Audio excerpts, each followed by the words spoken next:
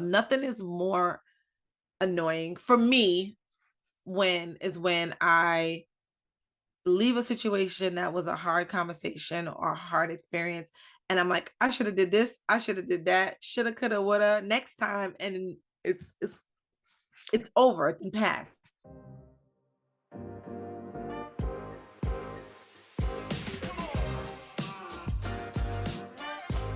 Hello, and welcome to another episode of the Stop Sulking podcast. I am your host, Ms. Tasha Talks Life.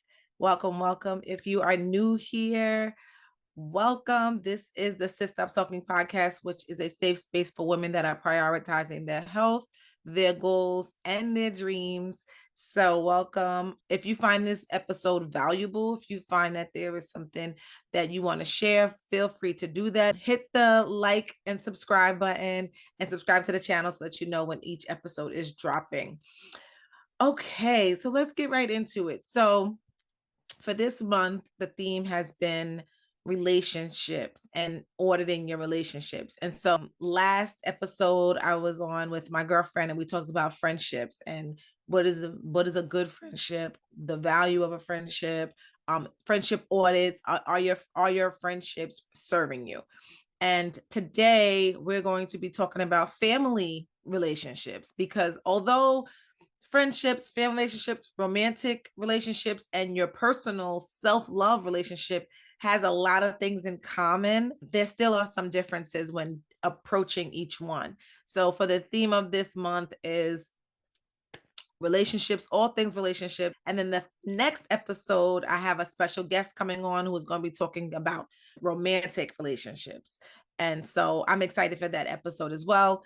So today, let's get right into it. So as you know, each episode, I like to start with a quote.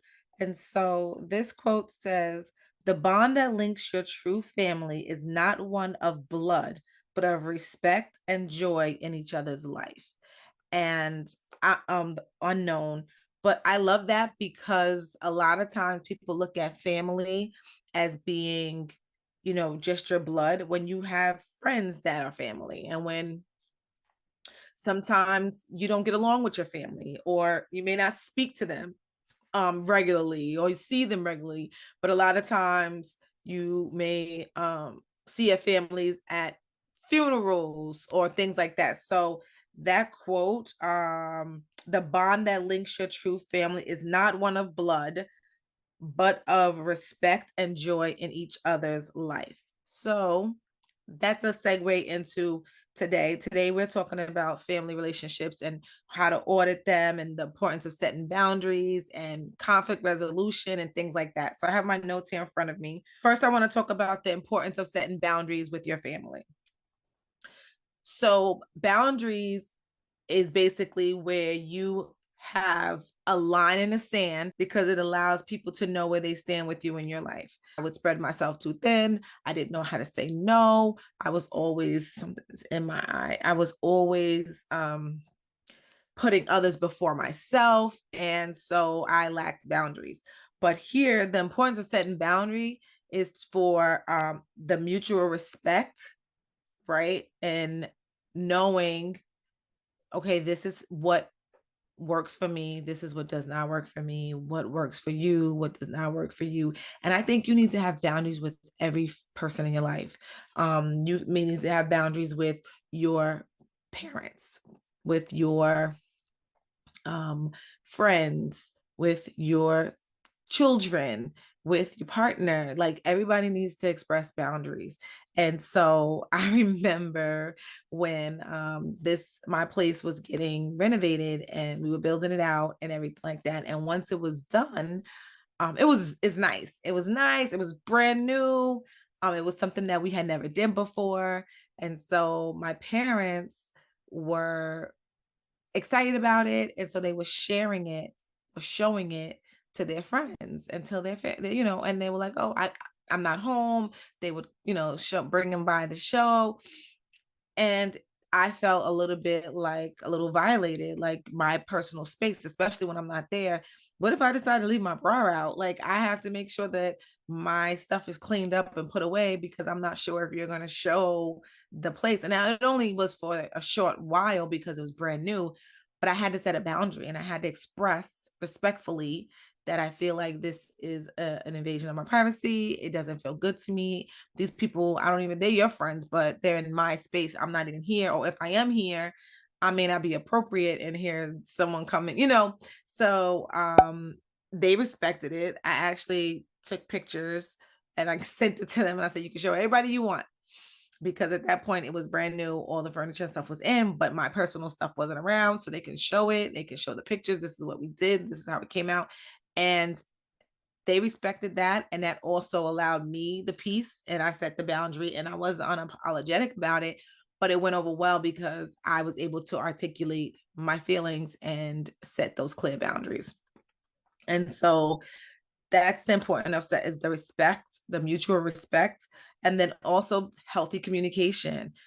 Setting the boundaries is also allowing for healthy communication. Whereas a person, if you're saying it in love and you're setting your boundaries and you're standing 10 toes on that with love, a person, a family member should respect that. And they wouldn't look at it as like you are saying something wrong or doing something wrong in that way. So that's one of the other things with setting boundaries is it's showing respect, and then it's also through healthy communication and being able to articulate yourself in a way that is respectful but also gets your point across and allows people to know where they stand with you. And then the last one with setting boundaries is protecting your emotional well-being. And again, they kind of go together as one, like combined. But when you think about protecting your well-being, I felt a certain type of way each time somebody was knocking, or I heard that somebody had saw it, came by, or they would come up to me and be like, "Oh, Tasha, your place is so nice. It's so cool." And I'd be like, "You came to my place?" But my emotional, how I felt about it wasn't good. So when when the setting boundaries with your family is important to pay attention to your emotional well-being. And that even goes with, if you and a sister, a sibling, or somebody has it out, paying attention to how you're feeling emotionally. Okay. Yeah. So we talked about like the importance of setting boundaries with family. And I think that setting boundaries with family is probably one of the harder things to do because your family is like, you're my sister, you're my daughter. Like I can say whatever, I can come over whenever I want. And yes and no, right? Yes, I'm your daughter. Yes, I don't mind you coming over. But at times I do have those boundaries and I want to articulate that. Or, yeah, you're my sister and we're super duper cool. We hang out. But there's times when I need you to understand my boundaries and I need you to respect my boundaries. So that is very important. Now, the next part to that is resolving conflicts.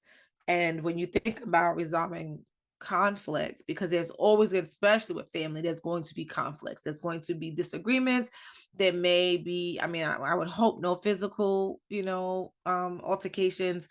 Definitely disagreements because everybody's different and everybody wants to be heard and everybody's feelings are what they are. And so, again, with resolving conflicts, you want to effectively communicate. Make sure that you're saying exactly, like not holding what you want to say or what you need to say, really having a real heart to heart and letting it out and letting it be known, like, this is how I feel.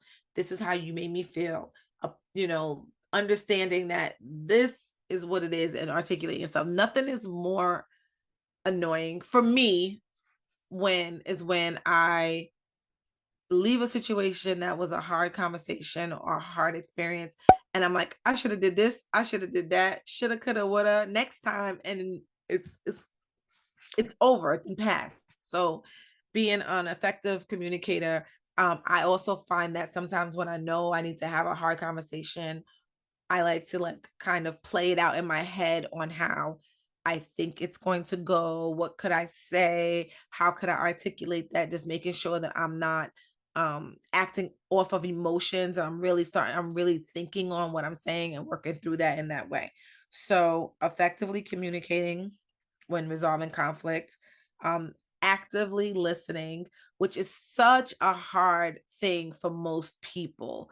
Actively listening means that you are not thinking of a response. You are not thinking of a rebuttal. You are literally listening, showing them that you're listening with maybe a head nod or something like that. Just literally being present and listening to what they have to say. Okay. And then the third thing is seeking compromise, because we are two different people. We may not agree, but I know that I need to give a little, you need to give a little. So how can we compromise? Right. And then the fourth thing is forgiveness. And I would even take it a step further, is even apologizing, understanding that it's not about right or wrong. And you don't want to have these continue the conflict, but you're trying to resolve it.